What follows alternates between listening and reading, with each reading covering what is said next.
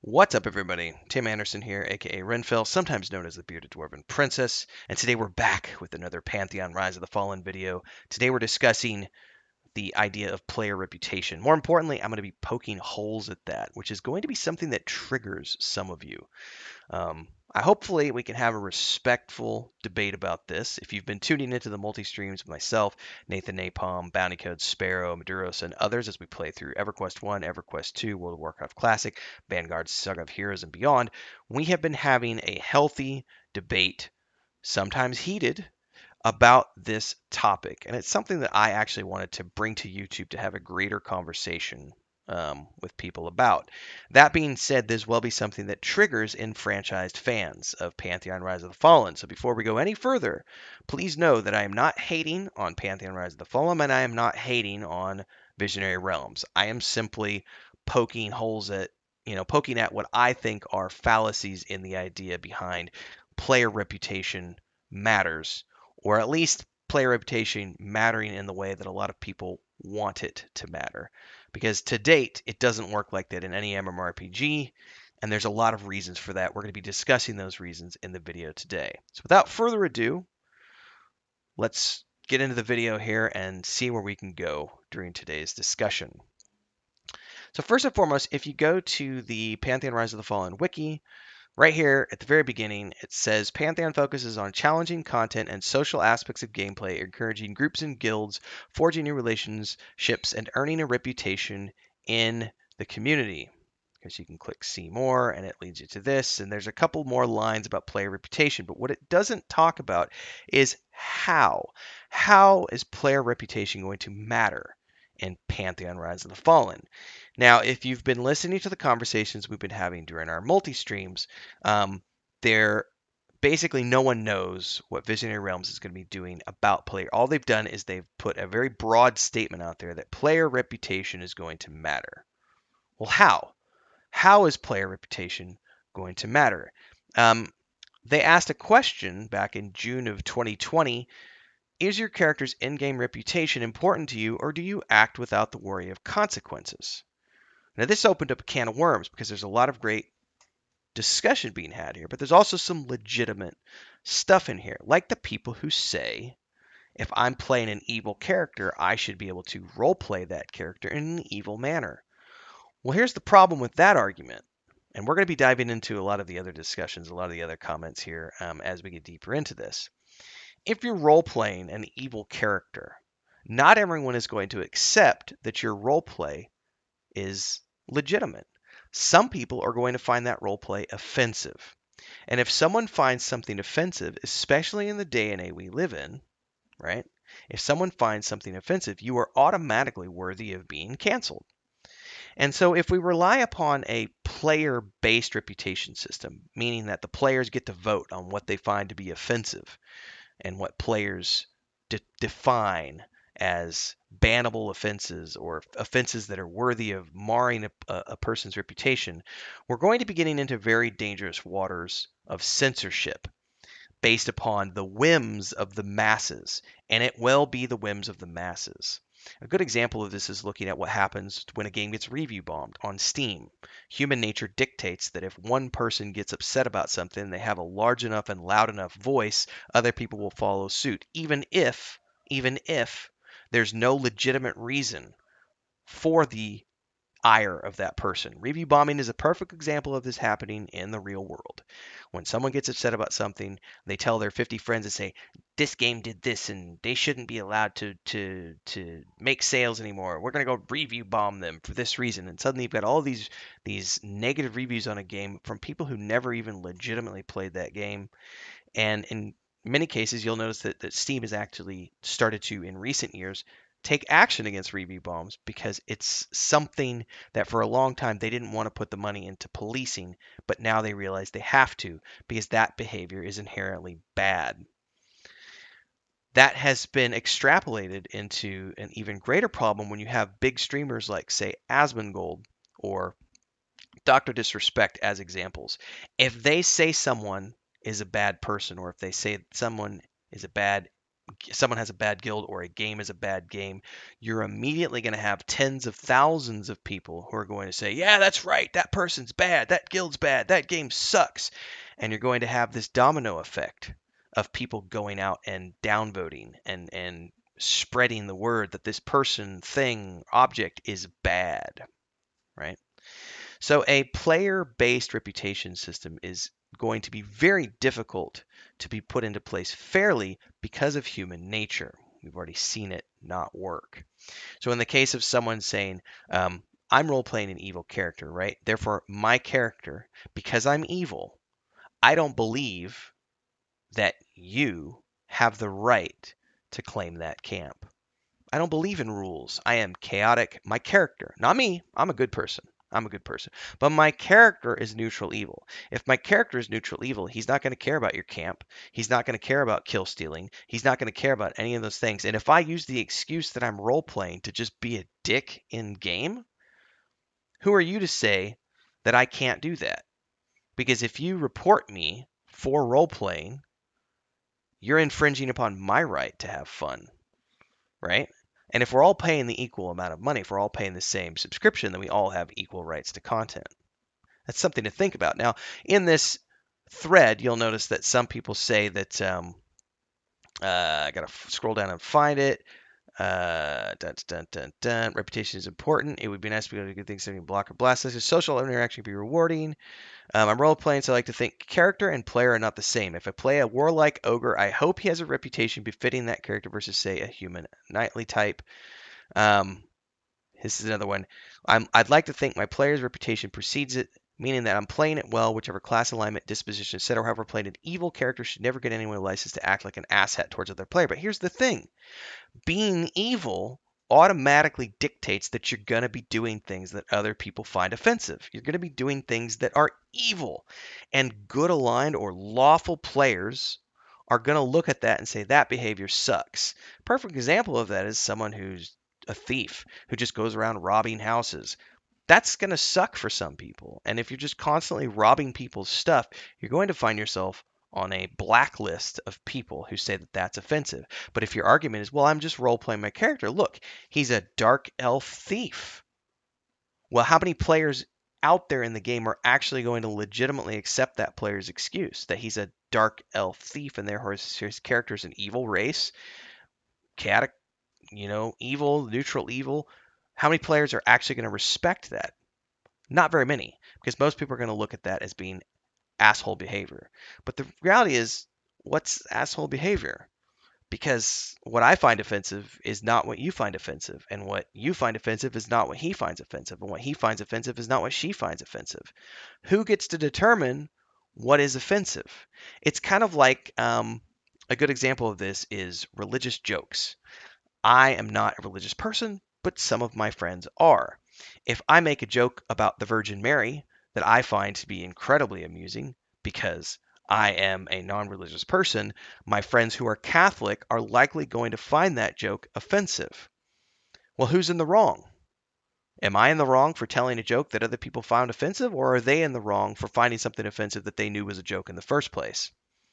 The reality is that no one's wrong. Everyone has a different opinion, and we all have an equal right to have an opinion.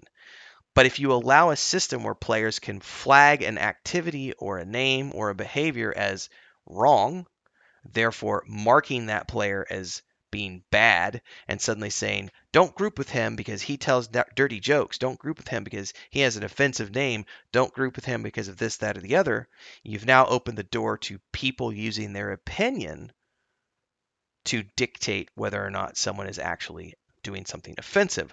This is why, by the way, no company to date, at least no company that I know of, actually polices the community.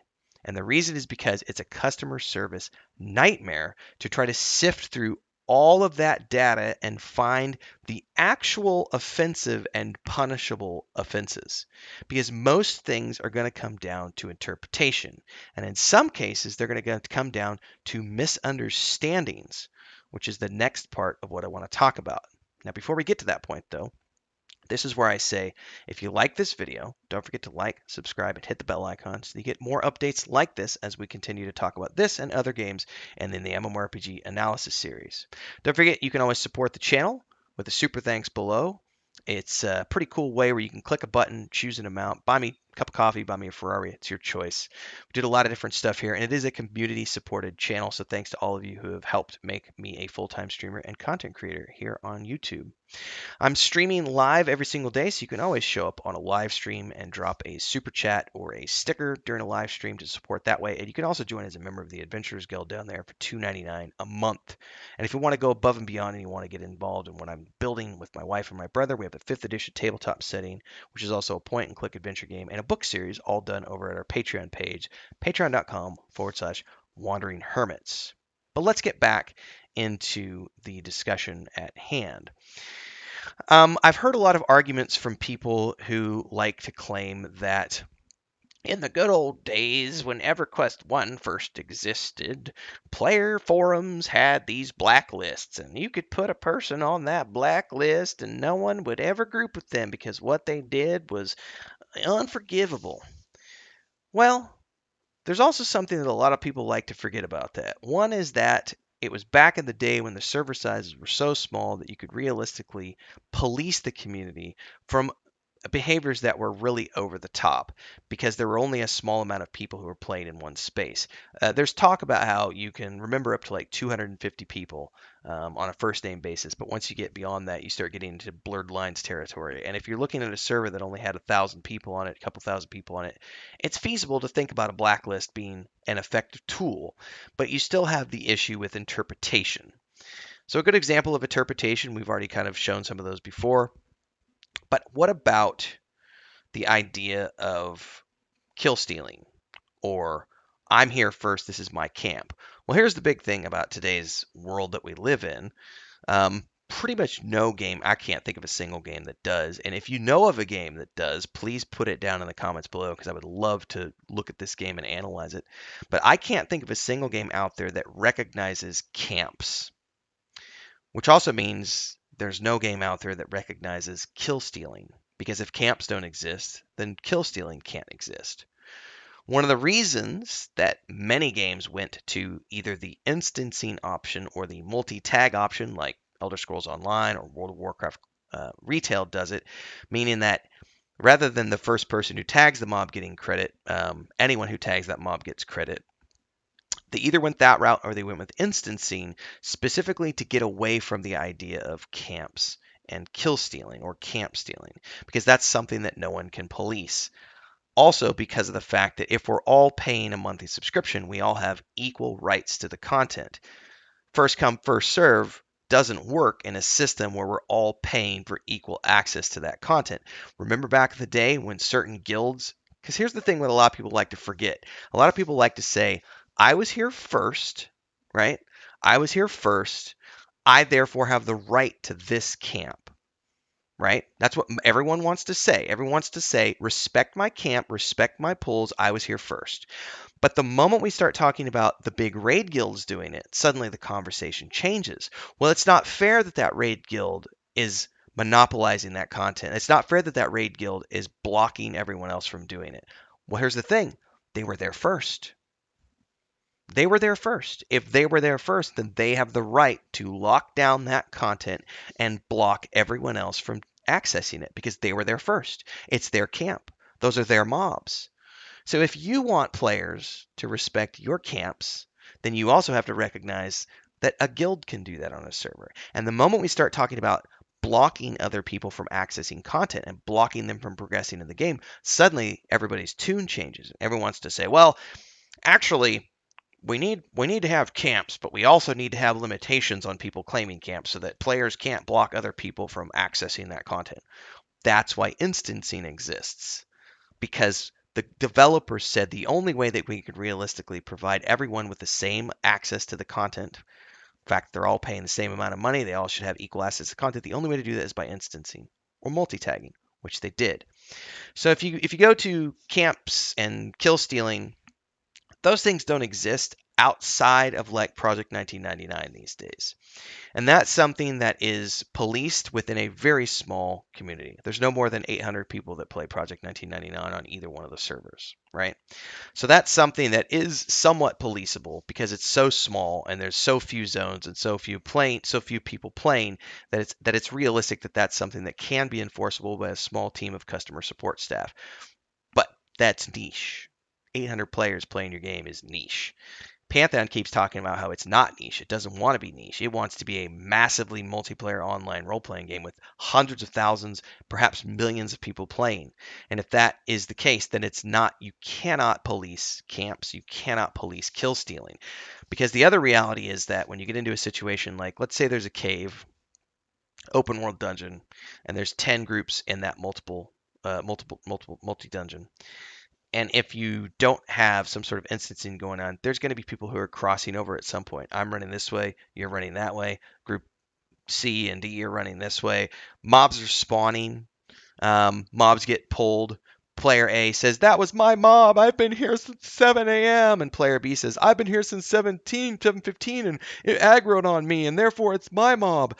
Who's right? Who's right in that situation? The person who was there first or the person who the mob aggroed onto?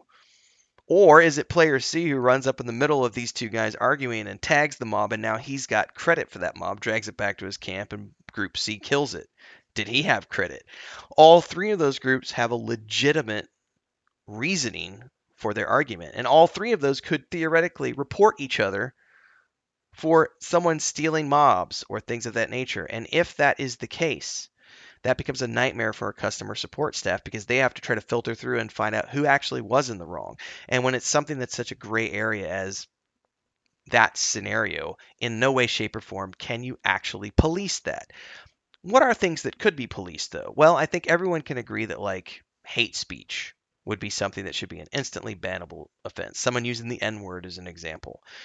But then going back to the religious example, or what happens when you get people who are talking about politics in chat? And people start saying things like, I hate Trump or I hate Biden. And someone over here says, I think Vladimir Putin is a great president. And this, that, and the other. Suddenly you've got opinions flying in OOC, and you've got people who are reporting each other for having a different political opinion or a different religious opinion. And then you get somebody who comes in there and just starts trolling with stupid comments just to watch the world burn. And then suddenly you've got that person being reported for other things, and everybody's taking screenshots and everyone's recording video clips, and they're flooding the customer support team with all of these things. That's a waste of everyone's time when you could simply do / ignore and never see that person's comments ever again, which is why most games do not police the community in the way that they may have once done back when games were so small that a customer support team could literally handle it because there were so few complaints coming in. But these days, the way games are played, the amount of people who play games, there just aren't enough customer support staff to realistically cycle through all those things. Going back to this, I'm going to read through some more of these comments just to look at some of these things. Even in games where you can be in a complete jerk with no consequences, I still answer kindly. I don't know, it just feels to me to be that guy. So if I want random NPCs in a single player game to think well of my character, well, I think my character's rep should be important. There's some really good comments in here. Someone talks about they don't like cross-server random groups because there's no community and no consequences. Well, this goes back to size of a server. They're talking about they don't want a mega server, and they don't want multiple servers. They want one server, one small community that they could be a part of. That way, everyone's known. And if everyone's known, then you can have bad players be easily recognizable to the handful of people playing on that server. Because let's face it, if there's 10,000 people playing on your server, and let's say that 100 people agree that this person did something bad and they put that person's name on a list. And 100 people say that this person's bad. Okay, that's 100 people out of 10,000 on a server. The other 9,900 people don't agree that that person is a douchebag. Therefore, they're still going to group with that person and they're still going to give that person groups. That mentality only works with a server size that is so small that you can actually know all of the people. Because the moment you start talking about thousands of people, that goes out the window because it's not feasible for everyone to know each other. I like the idea of reputation, but it's always implemented in a way that I hate. That's meaningless and grindy. This is reputation, though, talking about like fame in game as opposed to actual player voted reputation. This is why I'm against name change service and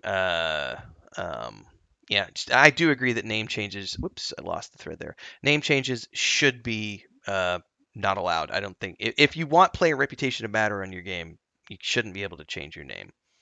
Um, mm, mm. If humans acted like dogs. Really good conversations here, everybody. So if you go in here and look at all of these ideas behind player reputation mattering, um, it depends on whether you're talking factions or so on and so forth. The reality is that it's just impossible to police from a customer service standpoint. And if you're talking about a player reputation system where other players can vote on another player being considered bad, there's so many things that are open to interpretation that it's not going to work the way people want it to work. And I know my friends who I multi-stream with, I have a very different opinion than this on this than some of the people in our multi-stream group do, and I'm okay with that. Um, we've had some very healthy discussions about that this only works in a small, tight-knit, closed community, and that supposedly isn't what Pantheon is shooting for. Pantheon is supposedly trying not to be niche. They want to be a massive game with big success and have big numbers. So when you start talking about a game that has big numbers, you're not going to be able to realistically, control that reputation system without having flaws in it. The other thing that a lot of people aren't taking into consideration is the current era that we live in where everyone's woke and everyone has opinions on everything. And we literally saw this the other day. Someone who was in game and was saying that you're not respecting the way I'm role playing my character. You're not respecting my in-game pronouns because my character is choosing to be this, that, or the other, and you aren't respecting my chosen pronouns for my character. Therefore, you're a bad person. You're going to see people who report other players because they don't respect someone's roleplay choices. We saw it on the old roleplay servers for Lord of the Rings Online back in the day. People who would report other people because their names weren't Tolkien-y enough. Your elf didn't have an elfish enough name. Your dwarf didn't have a dwarfish. This was literally a thing back in the Laurelin server, back in the Codemaster days, where there were huge threads on the forums where these guilds of role players would go around mass reporting people whose names weren't elvish enough and weren't dwarvish enough. How is that fair or fun to people? Maybe I'm not a role player. Maybe I don't want to call my character some elvish name. Maybe I want to call my character Smoke in the Grass, And suddenly you've got some roleplay elitist who's like, you can't call your character Smoke in the Grass because I find that offensive. And I'm going to use my player voting system to say that you're a bad person and no one should ever group with you. Man, now you're on a blacklist. Sucks to be you. The player reputation system has a lot of flaws in it.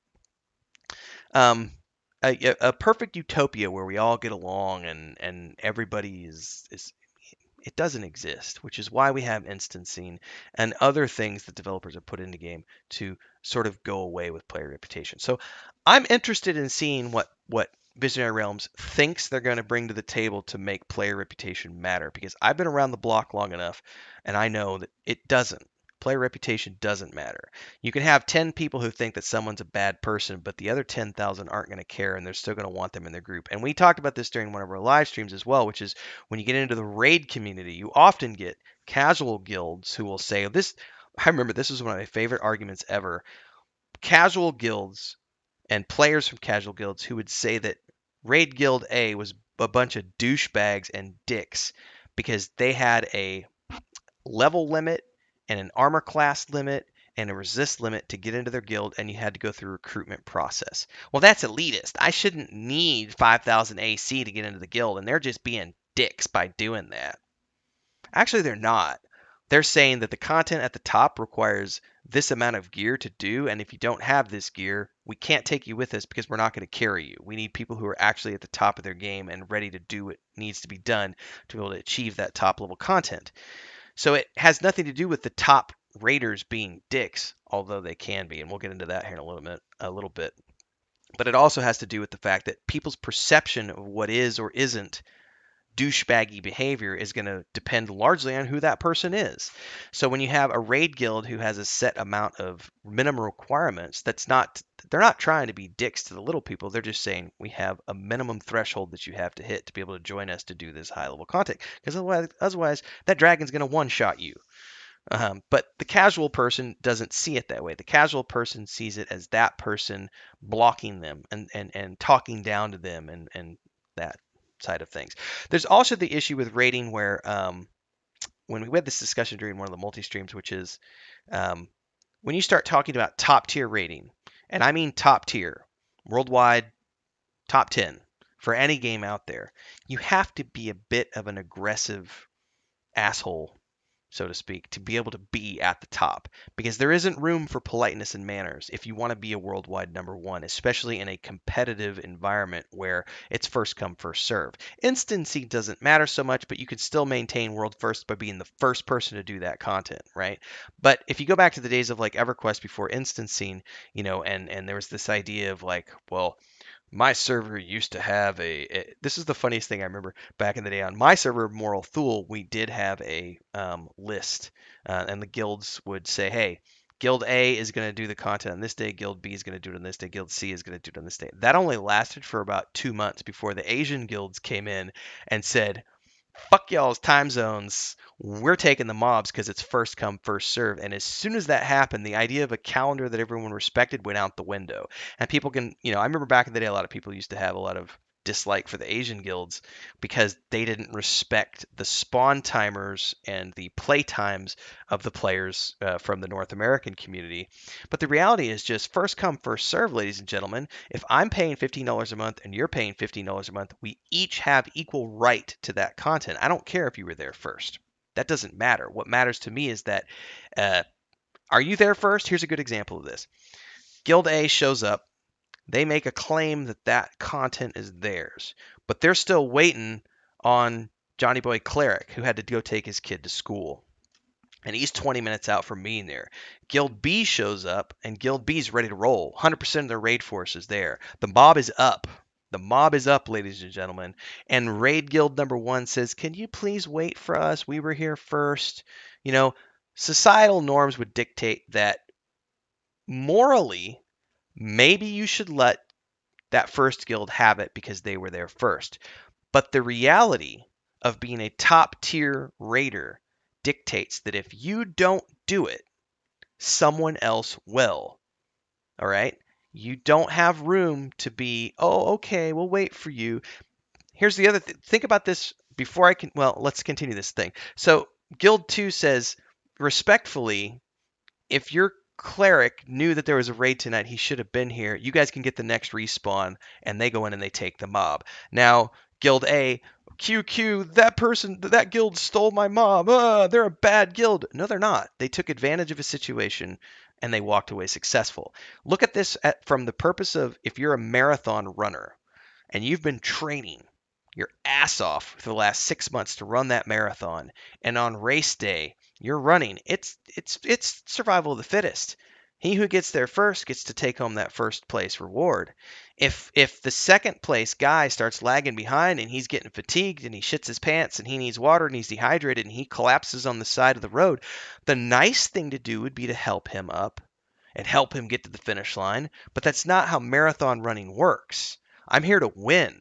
I'm here to get that first place medal because I've got sponsors that depend on me. I've got people behind me that my team is expecting me. I've been training for this for 6 months. I've put in the time and the effort. I'm not going to help that guy up on the side of the road. I'm going to win. I'm going to go.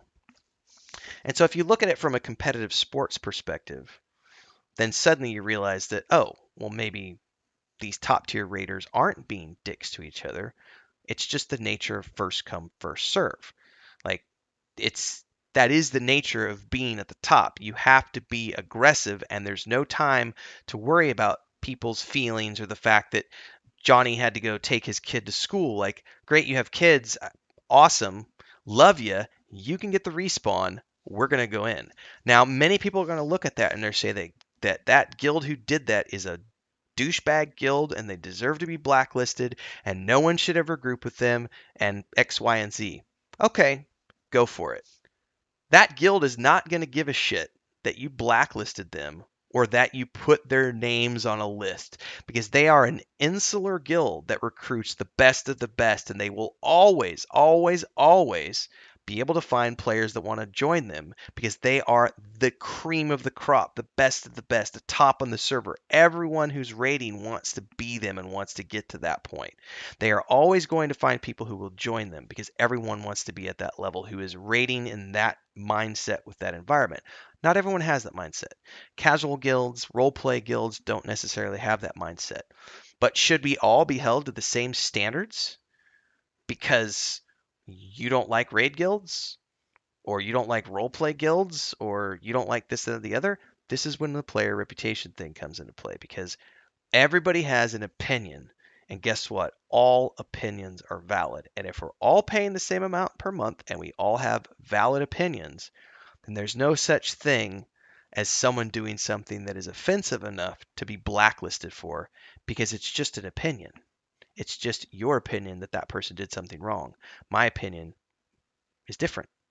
That person's opinion is different. That person's opinion is different. And when you start to peel away the layers of opinion and you separate it out and you realize that, oh, actually, maybe none of these things are actually offensive at all, you start to look at that player reputation system and go, oh man, that's hugely abusable, because people are going to find all sorts of reasons to blacklist other people's that aren't valid reasons.